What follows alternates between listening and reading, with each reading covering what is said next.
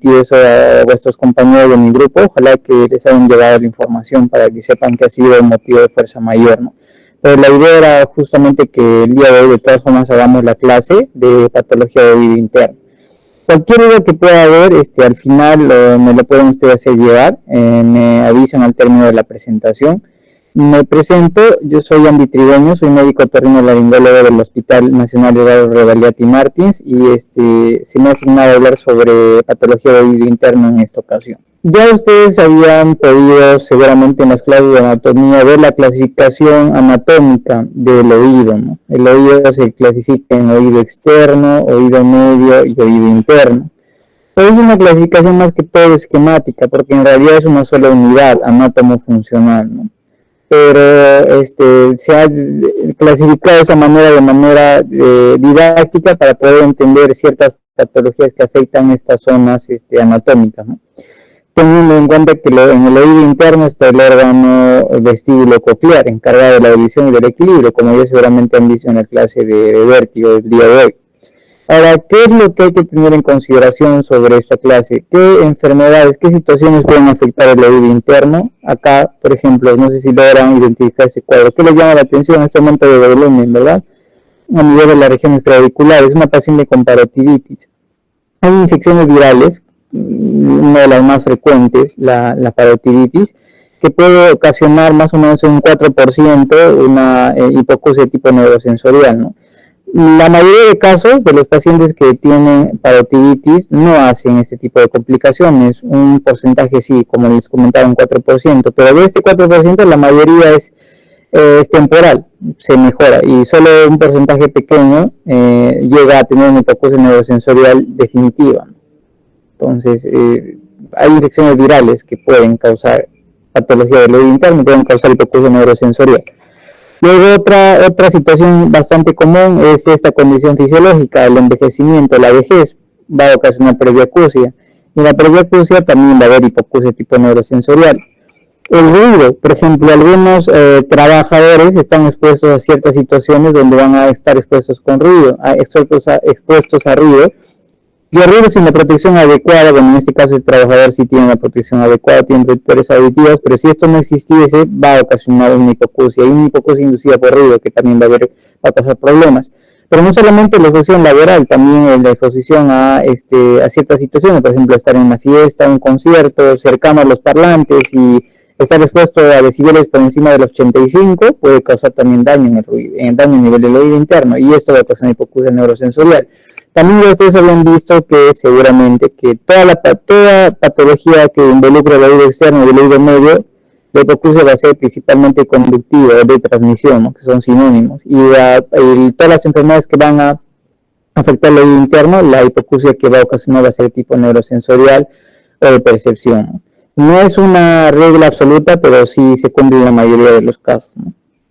Entonces, en esta oportunidad vamos a hablar sobre rápidamente la anatomía del oído interno, las hipoacusias de percepción que se dividen en dos grandes grupos.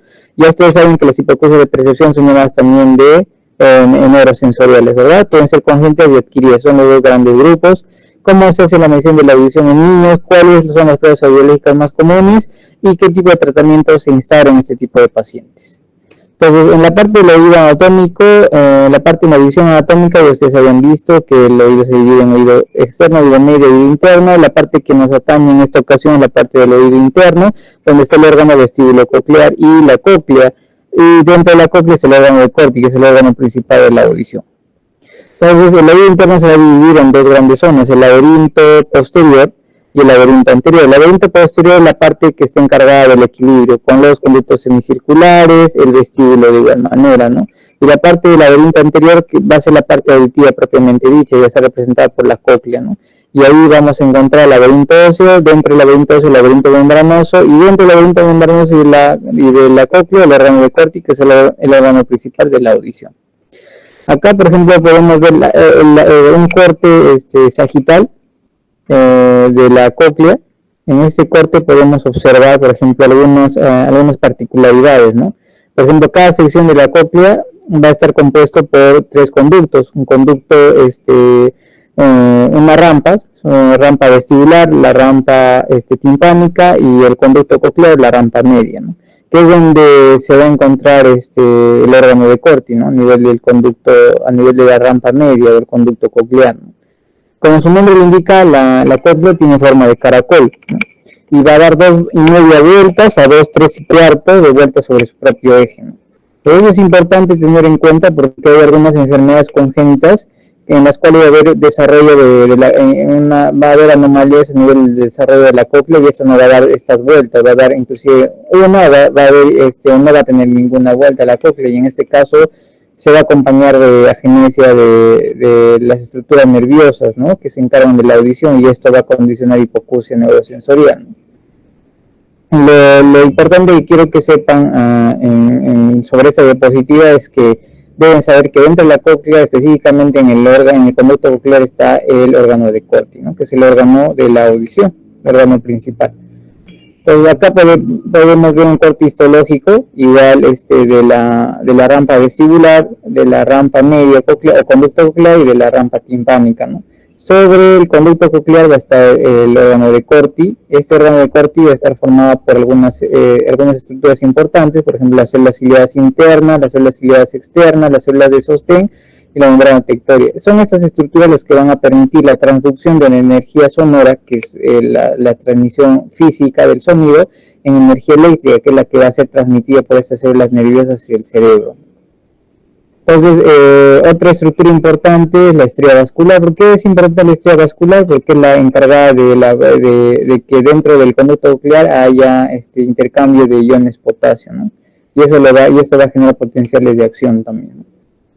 La membrana, también un punto importante que deben recordar es que la rampa vestibular va a estar separada de la rampa media por la membrana de Reissner y la rampa media del conducto coclear va a estar separada de la rampa timpánica por la membrana basilar, ¿no? Entonces esos son dos puntos importantes que deben tener en cuenta, ¿no? Y vean cuáles son las relaciones anatómicas en cada una de estas, ¿no? Entonces eso es importante tener en cuenta, ya que la rampa timpánica, la rampa coclear propiamente dicho va a ser receptor auditivo porque ahí va a estar ubicado el órgano de Corti. Acá, por ejemplo, este es un esquema bastante importante porque ustedes pueden ver qué es lo que ocurre cuando nosotros estamos sometidos a ciertos ruidos, ¿no? Cuando, por ejemplo, cuando se va a emitir un estímulo sonoro, ese estímulo sonoro es captado por el pabellón auricular, que actúa como un parlante, entre comillas, como un amplificador. Luego, esta energía sonora va a ingresar a nivel del conducto auditivo externo, va a permitir que vibre la membrana timpánica. Esa vibración va a ser conducida por la cadena osicular y, como ustedes saben, anatómicamente el estribo va a estar en contacto con la cóclea, ¿no? Entonces, al vibrar el estribo también va a vibrar la cóclea y como ya ustedes conocen, la cóclea va a estar, va a tener líquidos, va a existir prelinfa y endolinfa, la cual va a permitir que estos movimientos sonoros, esta energía acústica, haga que estos líquidos, tanto la prelinfa como la endolinfa, vaya a vibrar, porque va a generar un movimiento a nivel de estas estructuras, ¿no?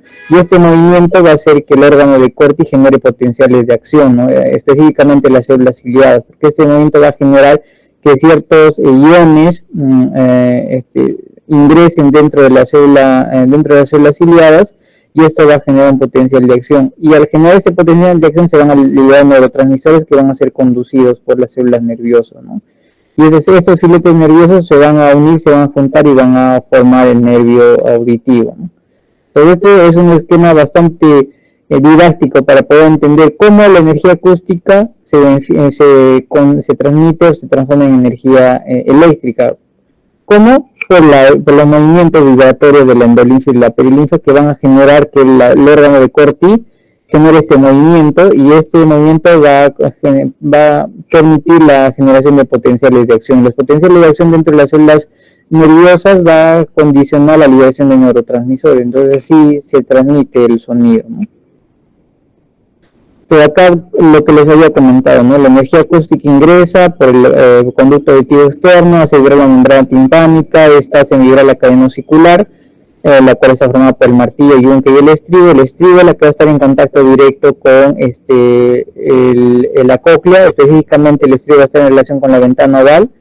La ventana oval va a permitir la vibración de la perilinfa, y esa perilinfa va a viajar. Ese movimiento ondulatorio va a ser transmitido por toda la cóclea, y este movimiento, esta energía acústica, va a generar potenciales de acción a nivel del órgano de córtex, y como ya les he mencionado, se encuentra en el conducto coclear, ¿no? Ahora, existe una distribución tonotópica. Ya seguramente han podido ver en la parte práctica o en la parte teórica hasta el momento que que existe los sonidos se pueden representar por frecuencias, ¿no? Existen frecuencias graves y existen frecuencias agudas. Dentro de la cóclea también existe esa distribución, ¿no? Lo más cercano a la cóclea, es decir, alrededor de esta zona, en esta zona va a estar representadas las frecuencias agudas. Por eso son las primeras frecuencias en afectarse cuando hay alguna patología del oído interno. Y las frecuencias que van a estar a nivel del ápice de la cóclea van a ser las frecuencias graves. Y esas son las últimas frecuencias en afectarse, las que están más alejadas del estribo, ¿no? ¿Cuáles van a ser los síntomas de las patologías del oído interno? La hipoacusia. ¿Qué tipo de hipoacusia? Neurosensorial o de percepción. Puede haber inclusive paradójicamente hiperacusia, es decir, pacientes que escuchan los sonidos inclusive más fuerte de lo normal, pero acompañados de inclusive de incomodidad, de disconfort, ¿no? De algiacusia, ¿no? Eso también puede suceder. Puede haber también sensación de oído tapado, tinnitus o acúfenos, que son sinónimos, y vértigo inclusive, si es que va a estar afectada la parte vestibular del oído interno, ¿no? La parte del laberinto posterior. Entonces, como ya hemos mencionado, uno de los síntomas principales de la patología del oído interno es la hipoacusia. ¿Qué tipo de hipoacusia? Neurosensorial. ¿Y cómo se clasifican estas? Principalmente en dos grupos: las congénitas, las sorderas congénitas, que tienen relación con infecciones intrauterinas, por ejemplo, la deformidad de Mondini, el cual se va a caracterizar por un desarrollo incompleto del laberinto óseo y membranoso. Y aquí la cóclea no va a dar dos y media vueltas o 3/4 de vueltas, sino solamente una y media vuelta, ¿no? Entonces va a girar menos cantidad de veces sobre su propio eje, ¿no? En la plasia de Mitchell va a haber una falta total de oído interno, inclusive no va a haber la parte ósea del hueso temporal, que es la parte encargada de la audición, específicamente el peñasco, ¿no?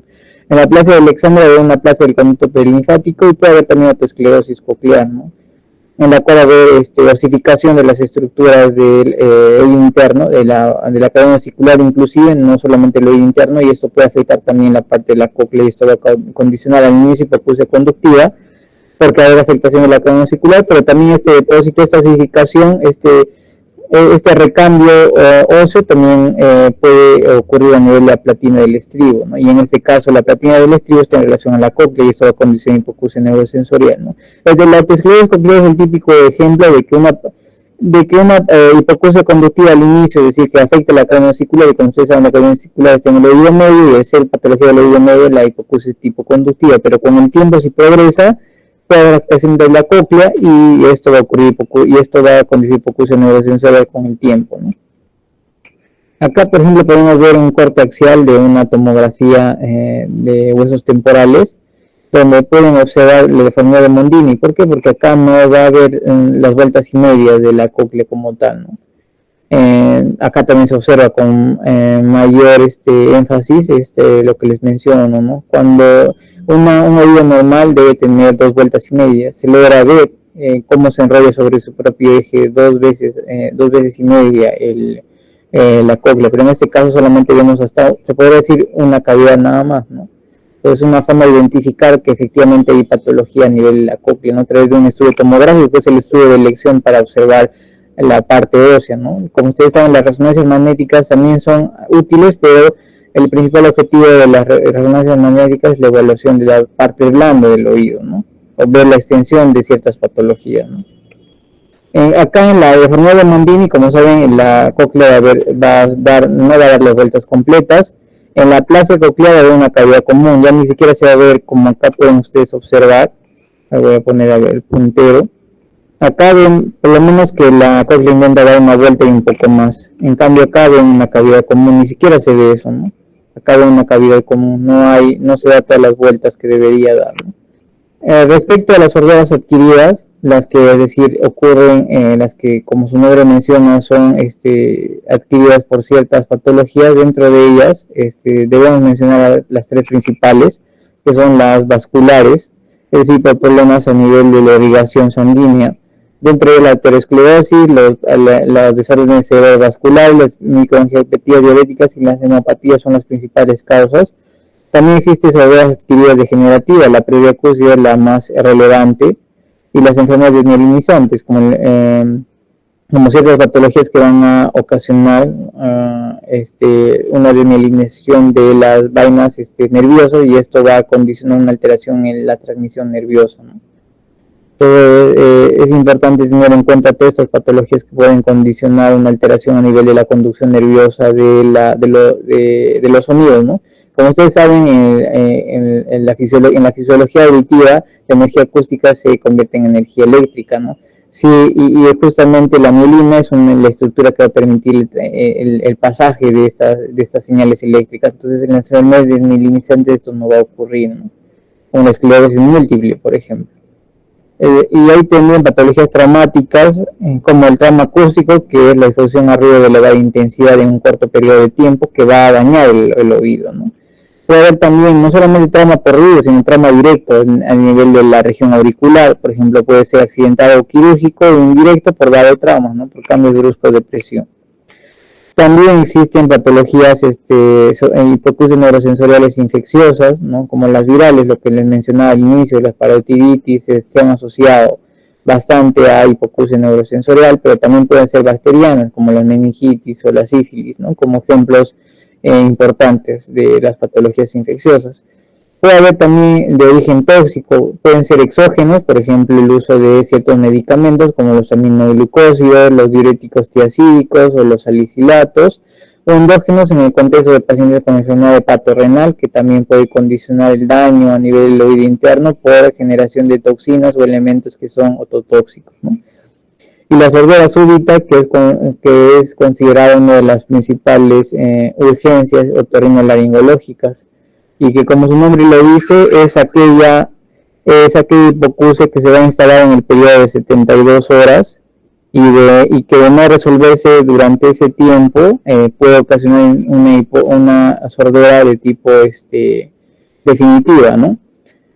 Sin embargo, existe una teoría que dice que del 100% de pacientes con sordera súbita, un tercio se logra mejorar espontáneamente, otro tercio requiere tratamiento para mejora, y un tercio, así se instale tratamiento temprano, no logra mejorar, ¿no?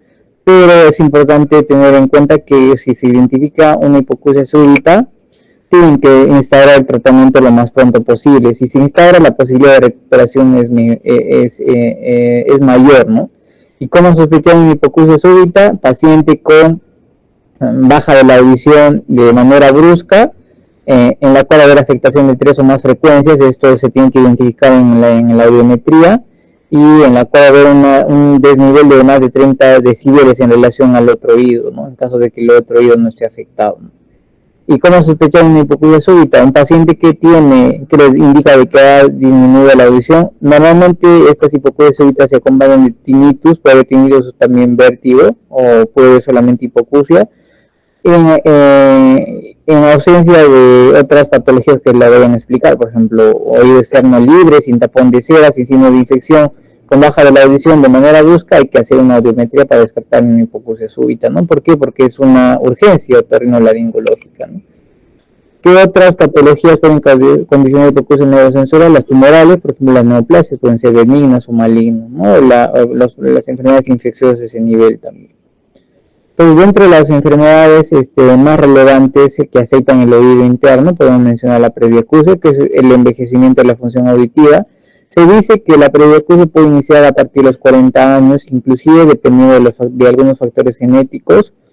Normalmente empieza a partir de esta edad, pero no es perceptible, clínicamente no es perceptible, no se manifiesta, porque normalmente el tipo de hipoacusia, al ser leve, no causa mayores molestias, solamente se identifica al hacer una audiometría, ¿no?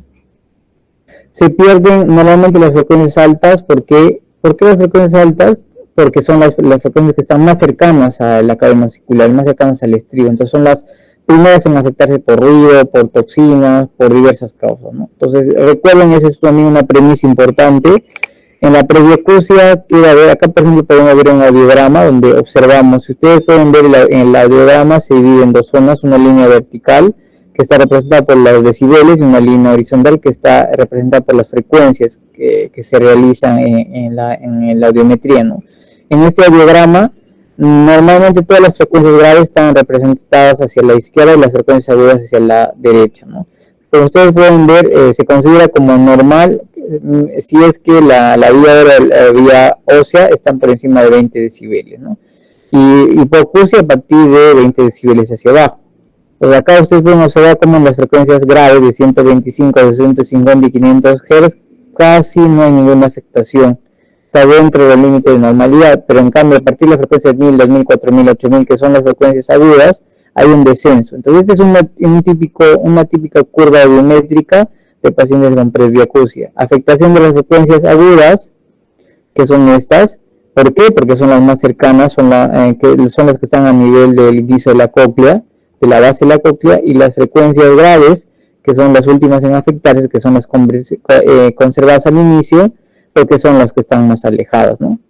Tópicamente hablando, en la distribución tonotópica dentro de la cóclea, ¿no? Pero esto no es así siempre, eso es al inicio.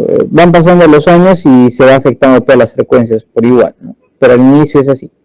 Entonces, recuerden esto, tengan en su memoria este audiograma. Este es un audiograma típico de un paciente con presbiacusia. Recuerden que tiene que ser neurosensorial, ¿no? ¿Qué es lo que va a existir en la anatomía patológica de pacientes con presbiacusia? Va a existir una alineación de la membrana basilar, puede haber disminución de las células ciliadas, atrofia de la estrella vascular y degeneración del nervio coclear, ¿no? Como les mencionaba al inicio, no hay traducción clínica de la presbiacusia porque suele ser leve.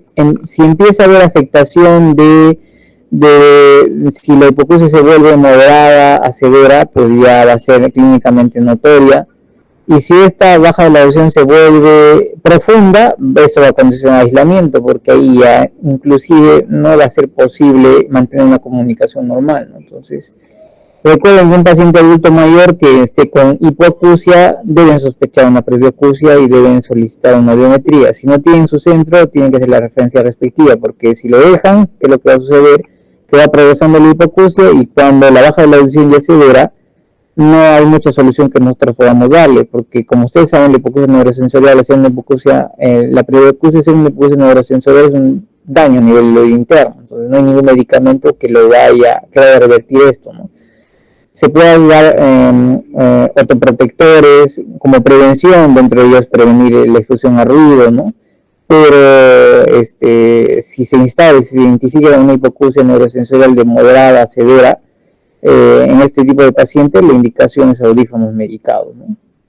Entonces, si el paciente ya con hipoacusia profunda, el audífono medicado ya no le ayuda. Entonces, a veces uno tiene la idea de que, bueno, no quiero utilizar audífonos, sobre todo pacientes adultos mayores tienen esa idea porque creen que estéticamente hablando no les gusta o tienen cierto temor, ¿no? A pensar de que ya no van a poder escuchar y deciden diferir el uso de audífono, ¿no? Y si se difiere el uso de audífono, la hipoacusia progresa y ya el audífono no va a tener la función adecuada o el objetivo del mismo, ¿no? Entonces siempre traten de identificar a pacientes con pérdida auditiva. Nunca olvidarse la otoscopía básica. Puede ser un tapón de cera, no en el contexto de estos pacientes, pero sí en pacientes más jóvenes. Entonces eso se puede resolver en ese momento y se resuelve la hipoacusia, ¿no? Entonces, otro punto también importante es que no toda hipoacusia es causada por tapón de cera, ¿no? Y ustedes están viendo que el tapón de cera es una patología del oído externo y eso va a causar hipoacusia conductiva. Muchas veces hay pacientes adultos mayores que vienen con hipoacusia, que seguro que es hipoacusia neurosensorial, es presbiacusia, pero tienen la idea de que requieren lavado de oído y con el lavado de oído se va a resolver la hipoacusia y en realidad no es así, ¿no? Por eso es importante hacer la otoscopía. Puede ser que el paciente tenga un tapón de cera, pero eso no es la causa de su hipoacusia. Se hace la limpieza de oído y el paciente va a seguir sin escuchar bien. En caso de pacientes adultos mayores, porque lo que está ocurriendo es un proceso degenerativo del oído, ¿no? Un envejecimiento de la audición. Y recuerden que solamente se hace limpieza de oído si es que hay tapón de cera, ¿no? Eso les comento porque van a enfrentarse van a estar en contacto con pacientes, adultos mayores sobre todo, que vienen con la idea de que su baja de la audición es por falta de limpieza, y en realidad no es así muchas veces. Entonces siempre es importante explicar que con los años la audición va disminuyendo, va habiendo un desgaste fisiológico, y eso se va a manifestar con baja de la audición, ¿no? Pero ¿qué otros síntomas puede tener el paciente con presbiacusia? No solamente baja de la audición, sino también acúfeno, puede haber zumbido, alteración de la discriminación del lenguaje, y puede haber también alteraciones del equilibrio, ¿no? El tratamiento es el uso de audífonos, es el tratamiento, el manejo principal. Hay tratamiento coadyuvante, vitaminoterapia que retarda el avance, pero en realidad no hay estudios que indiquen que realmente ayudan al 100% de pacientes. Se puede dar como tratamiento coadyuvante, pero no es que esto va a revertir la baja de la audición. Recuerden que una hipoacusia neurosensorial es degenerativa, es irreversible, excepto en algunas situaciones en que en la hipoacusia súbita. Por eso es una urgencia, por eso es una hipoacusia neurosensorial que puede revertirse si se instaura tratamiento antiinflamatorio, tratamiento corticoide temprano, es el tratamiento de lesión de hipoacusia súbita, ¿no?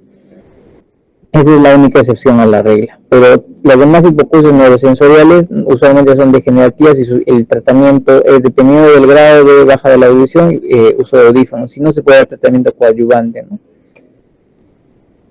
El trauma acústico puede ser agudo crónico. En el trauma acústico va a haber un daño coclear por sobreestimulación acústica. Usualmente esto ocurre en pacientes que están expuestos a ruidos elevados, en trabajadores de minas, pacientes que han estado en contacto con un tiroteo, pacientes que han estado en discotecas, o trabajadores de aviación, ¿no? Y esto va a ocurrir con exposición a ruidos de más de 85 decibeles. Fíjense, este es un audiograma típico de un trauma acústico. Ustedes se dan cuenta, la caída es en la frecuencia de 4000 Hz, ¿no? Puede inclusive describirse patologías desde los 2000 Hz, ¿no? Pero ustedes se dan cuenta, la curva audiométrica típica de un trauma acústico es esta muesca. Normal, baja de la audición y se recuperan las demás frecuencias. ¿En qué frecuencia? Normalmente la muesca en las frecuencias de 4000 Hz o 2000 Hz. Entonces, normal, muesca, se recupera. Y en el otro caso, en la curva de presbiacusia, es diferente, normal en graves y todas las frecuencias agudas están bajas, pero en cambio en esta solo una de ellas, y luego se recupera, ¿no? Entonces esa es la curva típica de un trauma acústico. Hay ruidos que van a ser variables, que van a tener diferente volumen y que van a causar justamente este daño por ruido. Normalmente tiene que haber una exposición por encima de los 85 decibeles. Para que ustedes se den cuenta, por ejemplo, el susurro de las hojas, por ejemplo, por el viento, tiene una intensidad de 10 decibeles. La música emitida por radio bajo volumen de 40 decibeles, compresión en voz baja de 50 decibeles. Un camión, la bocina de un camión puede llegar a 90 decibeles. La perforadora de las sierras metálicas, 110 decibeles. Por eso los trabajadores que utilizan sierra deben utilizar, o motosierra, o perforadores deben utilizar protector auditivo, que son estos, ¿no? Porque de esa manera se aísla el ruido, porque el ruido, ustedes saben que el daño por ruido es daño irreversible. Por eso las empresas que trabajan con ruido siempre piden que sus trabajadores tengan controles periódicos para ver que la audición esté bien, y el uso de protectores auditivos es importante, ¿no? Existen sorderas tóxicas, ¿por qué? Porque existe una fragilidad en el neuroepitelio, ¿no?, del órgano de Corti, lo cual lo hace sensible a la acción tóxica, ¿no? No es una barrera fuerte, ¿no? Puede haber difusión, pasaje de ciertas toxinas por el torrente sanguíneo, y eso puede ocasionar toxicidad, ¿no? Pero eso es variable, la susceptibilidad es individual, ¿no? Hay pacientes que son más susceptibles a otros, ¿no? Lo que sí es importante tener en cuenta es que la sordera por ototoxicidad, la ototoxicidad suelen ser bilaterales, ¿no?, y simétricos. Eso es importante tener en cuenta, ¿no? Y pueden también inclusive afectar la función vestibular, no solamente la función auditiva. Puede haber trastorno del equilibrio, por ejemplo, los aminoglucósidos son los principales medicamentos que causan ototoxicidad, ¿no? Son bastante utilizados, ya ustedes saben, los aminoglucósidos para infecciones urinarias, bastante frecuentes. Entonces ustedes saben que traten con prudencia utilizar este tipo de medicamentos, porque saben el efecto. Inclusive, al haber una susceptibilidad individual, hay pacientes, no es lo común, que a pacientes con 1, 2, 3 dosis de aminoglucósidos desarrollan ototoxicidad. No es común, porque normalmente se requiere dosis más altas, pero hay pacientes que tienen cierta susceptibilidad genética a tener ototoxicidad, entonces hay que tener mucho cuidado, ¿no?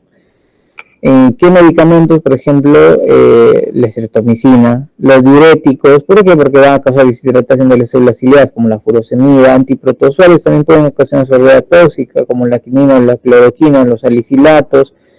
los citotóxicos y en este caso, ¿cuál es el tratamiento? ¿No? Se debe suspender, se debe prevenir, en la medida de lo posible evitar utilizar ese tipo de medicamentos, solo utilizar cuando sea necesario, ¿no?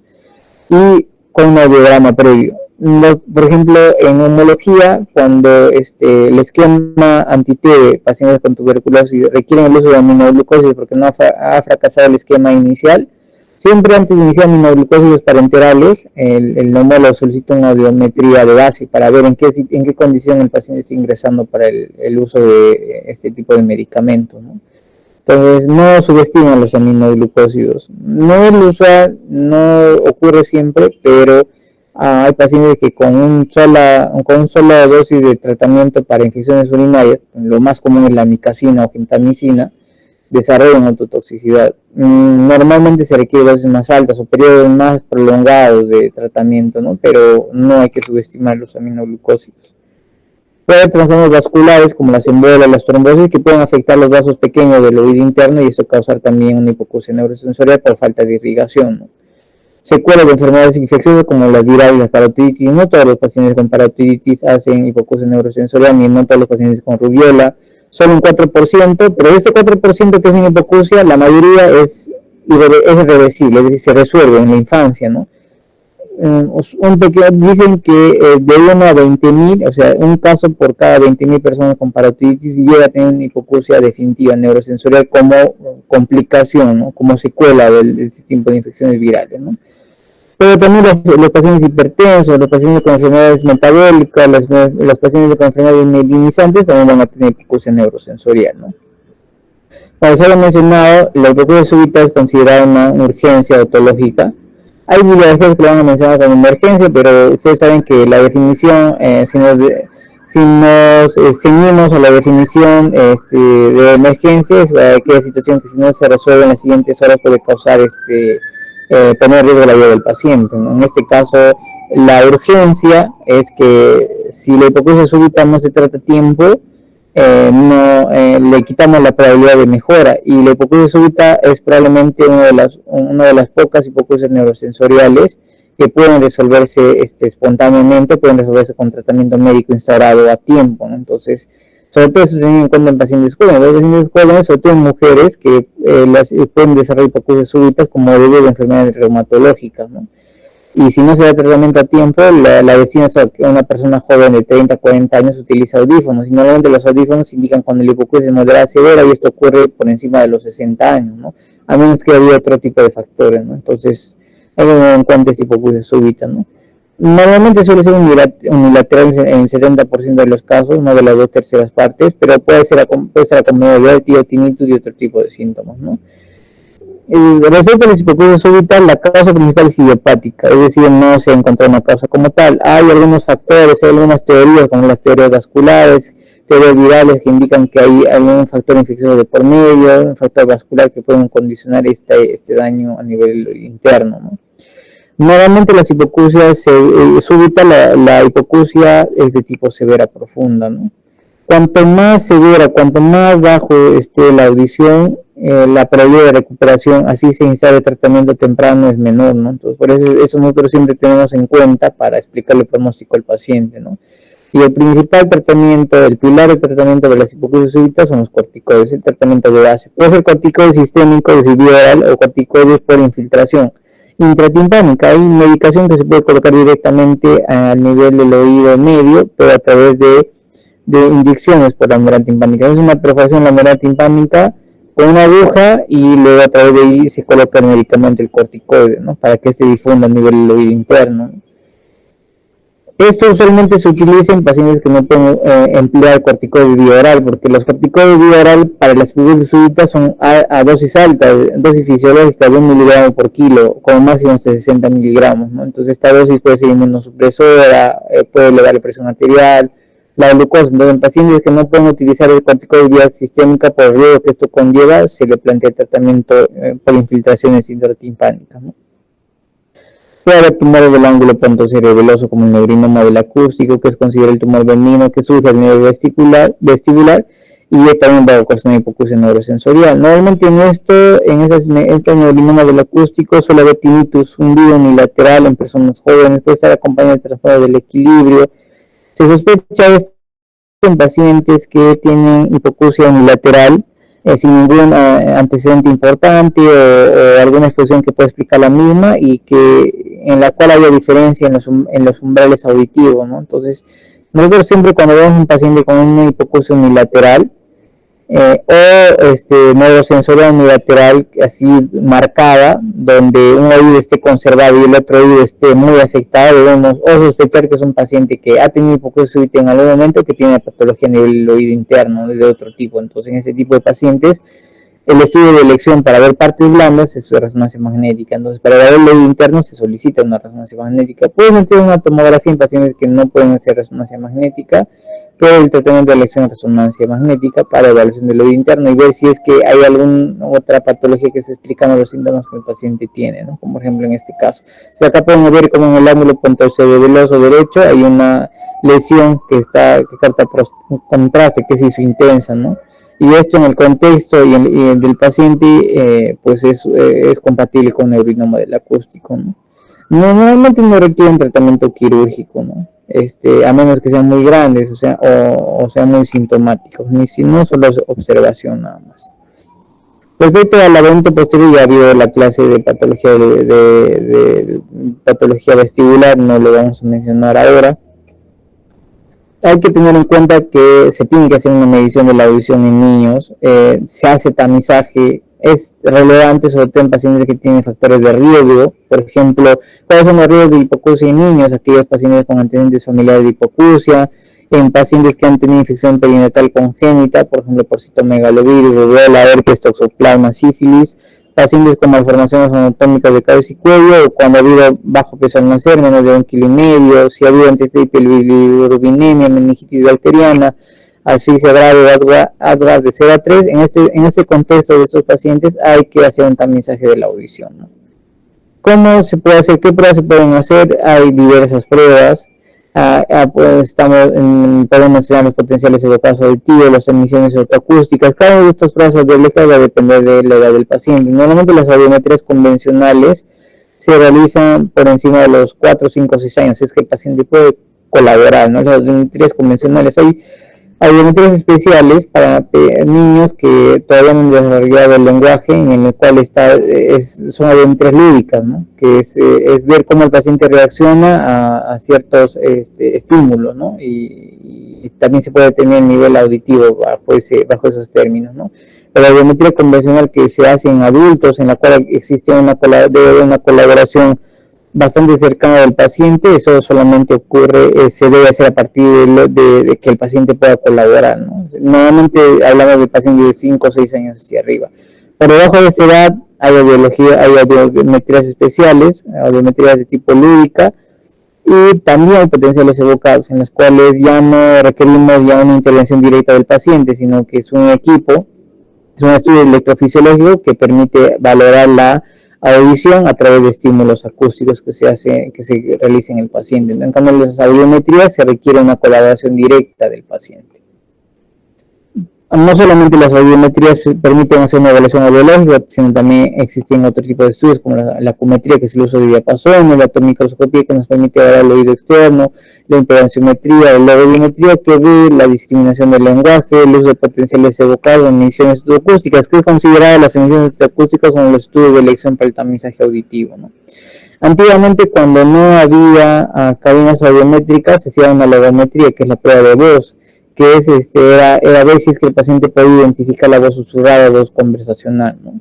Entonces ahí podía el examinador ver si tiene un problema de la audición o no, ¿no? A medida que cuanto más cercano tenía que hablar el examinador al paciente a la zona auricular, entonces él sabía que había ya una baja de la audición, ¿no?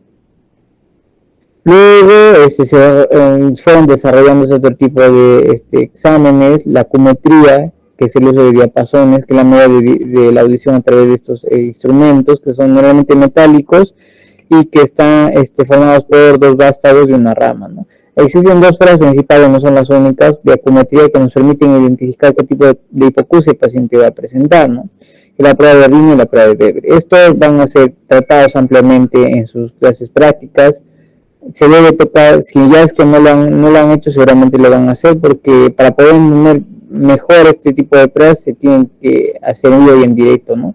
Pero para recordar, por ejemplo, la prueba de Rino lo que nos dice es si es que existe una hipoacusia conductiva o no, y en este caso se hace vibrar el diapasón, se coloca primero detrás en la región mastoidea y luego se coloca a nivel de la región auricular, acerca del pabellón auricular, y se pregunta al paciente dónde percibe mejor el sonido, si atrás, estimulando la vía ósea, que la región mastoidea, o estimulando la vía aérea. Lo regular, lo normal, es que el paciente escuche mejor a través de la vía aérea, entonces ahí se considera un ritmo positivo. Se ocurre lo contrario es porque hay una hipoacusia conductiva. La prueba de Weber se hace vibrar también el diapasón, se coloca en el vértex, en cualquier zona central de la región cefálica, de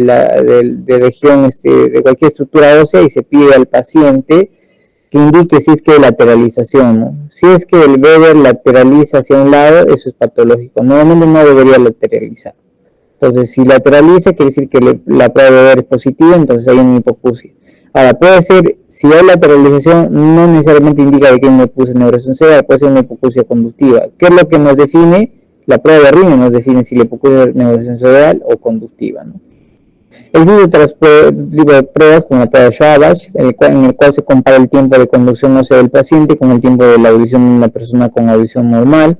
Existe otro tipo de pruebas, como la prueba de Bean, en el cual también se va a comparar el tiempo de la audición por vía aérea, por la vía ósea principalmente, ¿no? Ya ustedes han podido ver seguramente en vuestras clases cómo se realiza una otoscopía, ¿no? Nosotros tenemos también otro tipo de equipos que nos permiten hacer una otoscopía magnificada, ¿no? Que es la automicroscopía, en la cual se utiliza un microscopio. Tiene la misma base de la otoscopía, pero en este caso podemos ver con mayor detalle algunas estructuras del oído externo, y también eso nos ayuda en la patología, sobre todo para el diagnóstico de retracciones aticales que pueden decirnos que hay una patología a nivel del oído medio, o también la existencia de perforaciones timpánicas cuando no es clara en la otoscopía convencional, ¿no? Entonces son las utilidades de la automicroscopía. Acá, por ejemplo, pueden ver una otoscopía de un paciente con una membrana timpánica normal. Ven cómo es el triángulo luminoso, visible, presente, buen brillo, hay cierta vascularización a nivel del mango del martillo, pero está normal. Pero acá ven diferente, ¿no? ¿Verdad? Ven cómo está la membrana timpánica congestiva, hay un poco de bombamiento, no hay triángulo luminoso. Entonces, esta membrana timpánica, si ustedes ven, es compatible con otitis media aguda, ¿no? Entonces, siempre para poder identificar lo patológico, vean lo normal, ¿no? Para ver una membrana timpánica normal, observen, uno, que esté íntegra. ¿Está íntegra la membrana timpánica? Sí está íntegra. La transparencia, ¿es translúcida, es transparente? Sí es transparente. La presencia del triángulo luminoso, sí está presente, está bastante configurado, adecuadamente configurado. Entonces es una membrana timpánica normal. En cambio acá no ven el triángulo luminoso, no ven ni siquiera la cadena circular, ven la membrana timpánica corrugada, congestiva. Entonces es una membrana timpánica patológica, ¿no? Y acá, ¿qué pueden observar? Una membrana timpánica, pueden ver cadena circular, pero bien, esas son las estructuras del oído medio, ¿no? Que está la cóclea. Ese es un paciente con perforación timpánica. Recuerden que la membrana timpánica separa el oído externo del oído medio. Acá pues están viendo directamente el oído medio. Esto no debe ser así. No. Es un paciente que tiene seguramente muchos problemas de la audición del niño, infecciones recurrentes, y esto ha condicionado, esto es un factor de riesgo para que hagan perforaciones timpánicas, y esto es una otitis media crónica, ¿no? ¿Cuál es el tratamiento de otitis media crónica? Colocar un injerto en la membrana timpánica. Se coloca un injerto y se tapa la perforación. Ese es un paciente ya después de la cirugía, ¿no?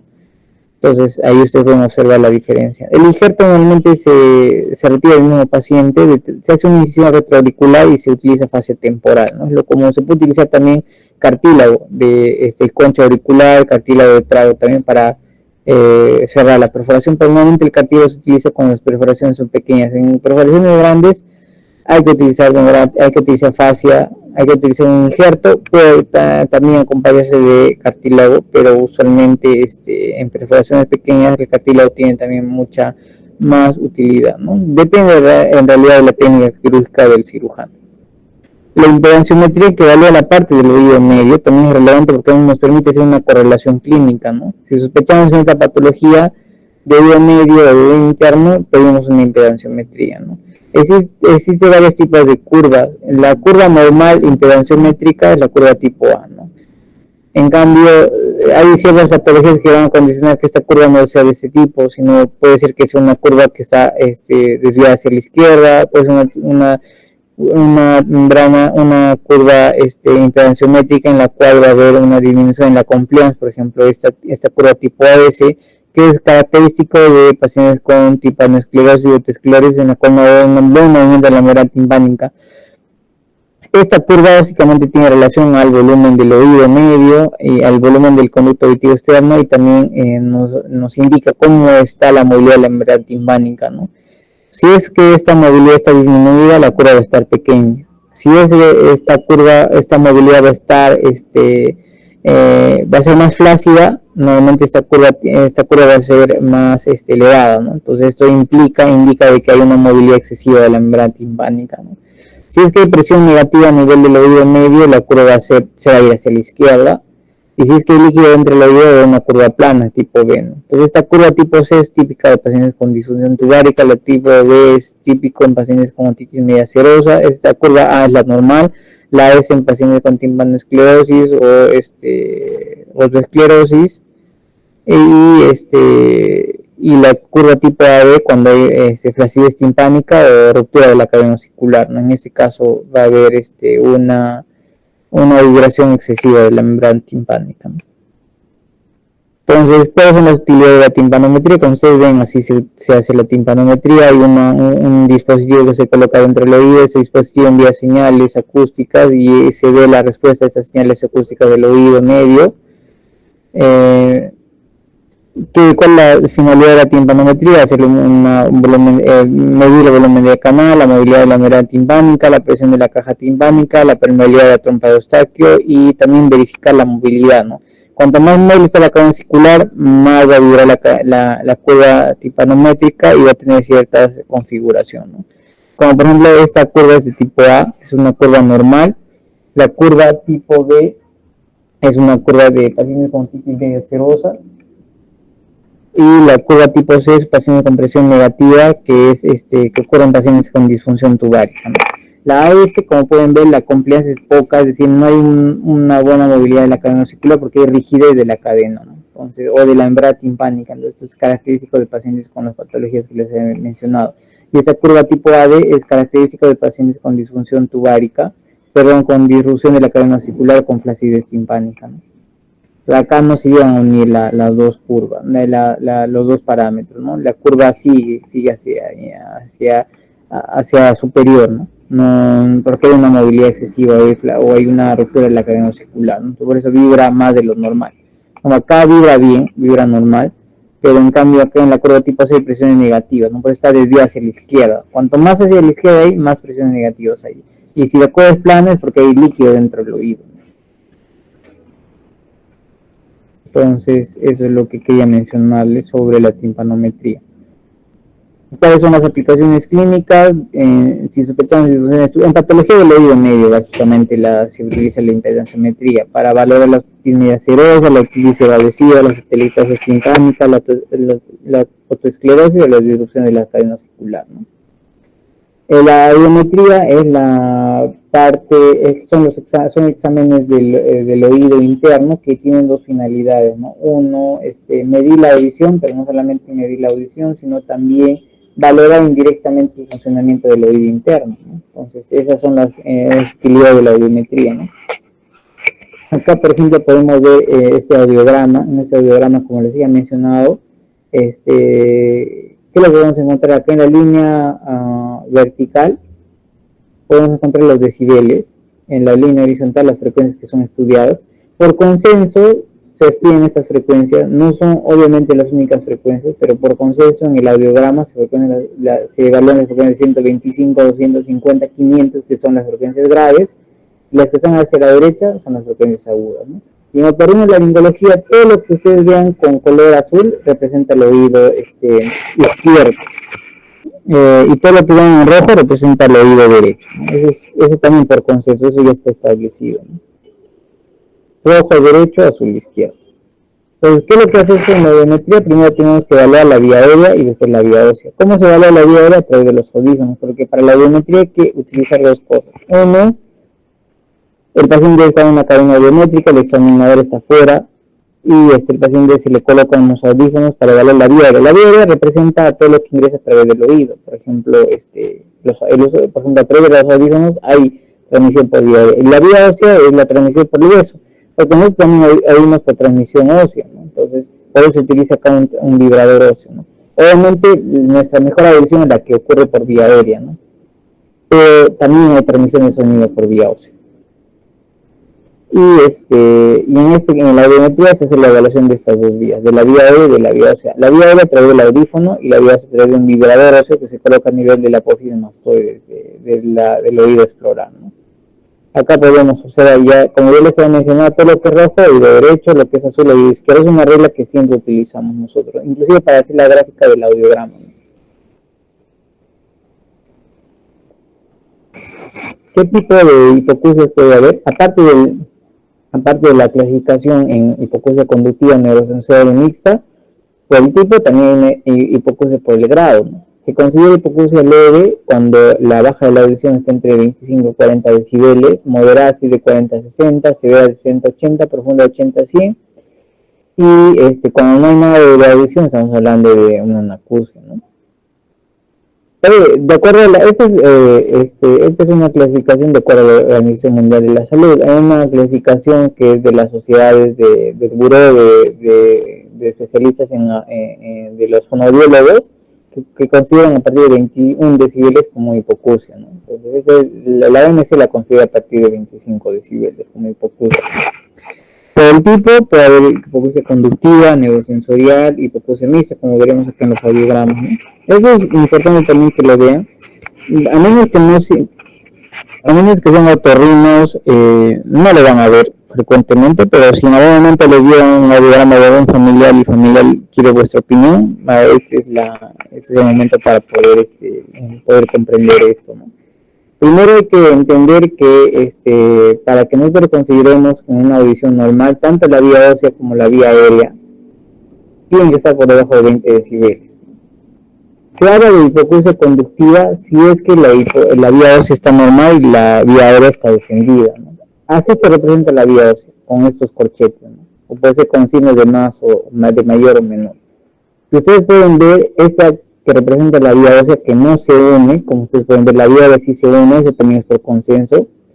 Y también por consenso, en la vía ósea no se dará las frecuencias extremas, ni las de 125 ni las de 8000. Entonces, partiendo de ese punto, ustedes saben que esto representa la vía ósea. ¿Por qué saben que esto representa la vía ósea? No están unidos los símbolos y no se ha evaluado la de 125 ni la de 8000. En cambio, la de abajo sí es vía aérea, porque la vía aérea está unida y se varía la frecuencia 125 y de 8000. Entonces, en esta hipoacusia, la vía ósea está normal, está por debajo de 20 decibeles, es decir, está en esta área. 20 decibeles me refiero que debe estar en toda esta área. Si está en toda esta área de los gráficos, es normal. Si está por debajo de 20 decibeles en toda esta área, hay una hipoacusia. ¿Qué tipo de hipoacusia sería esta? Vía ósea normal y vía ósea normal y vía aérea descendida, hipoacusia conductiva. Acá, miren, fíjense, acá, en estas frecuencias, en las frecuencias agudas, ya ustedes saben que esa es una curva de presbiacusia, ¿verdad? Acá ustedes pueden observar que tanto la vía ósea como la vía aérea están descendidas, no en esta zona, en las frecuencias graves, ahí está normal, pero en las frecuencias agudas hay una hipoacusia neurosensorial. Las frecuencias agudas son estas de acá. Ustedes se dan cuenta, tanto la vía ósea como la vía aérea están por debajo de 20 decibeles, y la diferencia entre vía ósea y vía aérea es de menos de 15 a 20 decibeles, ¿no? Entonces es una hipoacusia, la definición de hipoacusia neurosensorial. Acá la confusión es básicamente en estas dos, porque en la hipoacusia conductiva, vía ósea tiene que ser siempre normal. Pero en cambio en la hipoacusia neurosensorial, en la hipoacusia mixta, las dos vías, tanto la vía aérea como la vía ósea tienen que estar descendidas, las dos, pero ¿cuál es la diferencia? En la neurosensorial deben estar juntas, es decir, la diferencia entre vía aérea y vía ósea debe ser de menos de 15 decibeles, es decir, la distancia entre ellas. En cambio, la hipoacusia mixta es mayor, fíjense la distancia, ¿no? Entre la vía ósea y vía aérea es mayor, pero ya las dos están por debajo de 20, eso es claro. Tanto en hipoacusia neurosensorial y mixta, vía aérea y vía ósea por debajo de 20 decibeles. Pero la distancia entre ambas es la que nos va a permitir definir si es una hipoacusia neurosensorial o mixta. Si la diferencia entre la vía aérea y la vía ósea es de más de 15 a 20 decibeles y ambas están por debajo de 20 decibeles, es una hipoacusia mixta. Si la vía ósea y la vía aérea está por debajo de 20 decibeles, pero la distancia entre ambas es de menos de 15 a 20 decibeles, es una hipoacusia neurosensorial. Entonces ya saben que en la hipoacusia de transmisión o conductiva habrá una lesión al oído externo del oído medio, en la hipoacusia de percepción a nivel del oído interno. ¿Qué otro examen también nosotros utilizamos para valorar la audición? La discriminación, en este caso, la logobiometría, que consiste en medir la captación del oído por lenguaje, es decir, cuánto discriminamos de lo que oímos. Normalmente para la logobiometría también se utiliza una cadena biométrica, pero en este caso se da una lista de palabras al paciente, se pide que el paciente repita y vemos cuánto de lo que nosotros le indicamos el paciente logra discriminar, extender. Y también un estudio relevante son los potenciales evocados, porque no todo paciente puede realizar audiometría. Si el paciente está en los extremos de la vida, está muy pequeño, o estamos en un paciente que sospechamos que es un simulador, porque hay pacientes que en la audiometría vienen con la intención a veces de salir con diagnóstico de hipoacusia por diversas razones, entonces simulan que no escuchan y ya levantan la mano cuando el estímulo sonoro es muy alto. O pacientes con patologías que no van a permitir una colaboración, es decir, son pacientes adultos, pero no tienen patologías de salud mental o neuropsiquiátricas que impiden que se colabore adecuadamente al examen, entonces tienen que ser potenciales evocados, ¿no? Es un estudio electrofisiológico en el cual, como pueden observar, el paciente se echa, se coloca igual audífonos, electrodos, se envían estímulos acústicos a través de estos audífonos y se mide la respuesta a la señal eléctrica del cerebro ante esos estímulos auditivos. En eso consiste el potencial evocado. ¿Cómo se representa? Cuando se realizan potenciales evocados, como un estudio electrofisiológico, se tiene que medir la actividad eléctrica del cerebro. Esto, cuando uno envía un estímulo auditivo, va a haber una respuesta cerebral. Esta respuesta cerebral de la vía auditiva se va a representar a través de ondas, ¿no? Estas son las ondas que aparecen en los potenciales evocados, y eso hay que interpretarlo, ¿no? La onda 1 representa el nervio auditivo, la onda 2 el nervio coclear vulvar, la onda 3 al nervio a la liga superior, la onda 4 al menisco lateral, la onda 5 al colículo inferior, y la onda 6 y 7 ya pertenece ya a la parte neurológica cerebral propiamente dicha, ¿no? Las tres ondas importantes son la 1, 3 y la 5, las que tienen mayor importancia o mayor relevancia clínica, ¿no? Pero los potenciales evocados no son el estudio de elección de tamizaje. Los estudios de tamizaje en niños que tienen factores de riesgo son las emisiones autoacústicas, ¿no? Porque esas emisiones autoacústicas van a permitir conocer el funcionamiento de las células ciliares externas, ¿no? Y se utiliza en el screening de recién nacidos para el control de la medicación autotóxica en pacientes con ciertas patologías y en catéteres implantococlear. En este caso, en las emisiones autoacústicas no se coloca electrodos como en los potenciales evocados, ni solamente audífonos como en las audiometrías, sino se coloca el dispositivo dentro del oído y automáticamente se ve si es que hay una respuesta o no, ¿no? Y el informe sale en ese momento, ¿no? Ahora, yo identificando a pacientes que tienen una hipoacusia neurosensorial, que como ustedes saben es una hipoacusia tipo degenerativa, si vemos que este paciente se convierte a audífonos, hay que indicar audífonos. Puede ser uni o bilateral. Los audífonos básicamente funcionan como amplificadores, ¿no? Esa es su finalidad, no van a revertir el problema, pero van a ayudar a que el paciente pueda escuchar mejor. Pero recuerden que los audífonos se indican, nosotros como otorrinolaringólogos lo indicamos a partir de hipoacusia moderada a severa. Si la hipoacusia es profunda, es decir, la baja de la audición está muy comprometida, el audífono muchas veces no es beneficioso. Y en ese caso, hay que plantear la posibilidad de un implante coclear, ¿no? Ahora, hay requisitos. De manera particular, el paciente se puede apelar a la edad que desee, pero para la parte pública, para la parte de Ministerio de Salud o de Salud, hay ciertos criterios que el paciente debe tener para que sea candidato de implante coclear, ¿no? Por ejemplo, este es son las partes de un implante coclear. Como ustedes saben, un implante coclear es un dispositivo que se coloca por cirugía. En cambio, los audífonos medicados, los convencionales, no no requiere ningún tratamiento quirúrgico, pero en cambio en en implantes cocleares sí.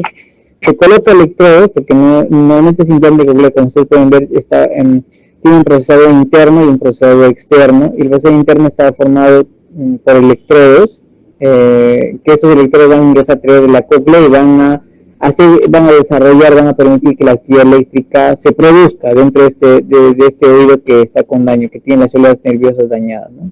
En cambio, estos electrodos van a cumplir la función que debería tener el órgano de Corti, ¿no? Entonces, se coloca a través de una cirugía, que es una cirugía de complejidad. Se coloca el implante coclear a través de electrodos que van a ingresar a la cóclea, y luego de un tiempo importante, más o menos luego de un mes, 2 meses, dependiendo, se hace el encendido de este aparato, del implante coclear, con rehabilitación auditiva. A veces uno tiene la idea, hay pacientes que piensan que se coloca el implante coclear y al día siguiente van a empezar a escuchar, ¿no? Es un proceso que se acompaña el implante coclear de rehabilitación auditiva, pero para que ustedes puedan entender, no solamente, a pesar de de los preconceptos que uno pueda tener, igual el implante coclear requiere un procesador externo, que es como un audífono, ¿no? Pues no solamente que se coloque el implante dentro del oído y ya el paciente escucha el día siguiente, ¿no? Requiere de un amplificador y un procesador externo. Normalmente son imantados, se colocan en el oído y no tienen mayor problemas para su uso, ¿no? Pero recuerden que el implante coclear tiene un procesador interno y un procesador externo, y el procesador interno va a estar acompañado justamente de los electrodos, ¿no? Que van a ingresar dentro de la cóclea y que van a cumplir la función del órgano de Corti para la transducción nerviosa, ¿no? Acá hay fotos de pacientes pediátricos, pacientes adultos también, que se le ha colocado implante coclear, y como ustedes pueden ver, están acompañados de procesadores externos también que van a permitir la amplificación del sonido, ¿no? Entonces no solamente es el implante como tal, sino también el uso de procesadores externos. Cuando ustedes están ante un paciente con una sordera unilateral neurosensorial, deben sospechar hipoacusia súbita. Ahora, si ustedes están con paciente con hipoacusia unilateral, tienen que primero hacer una otoscopía, ¿no?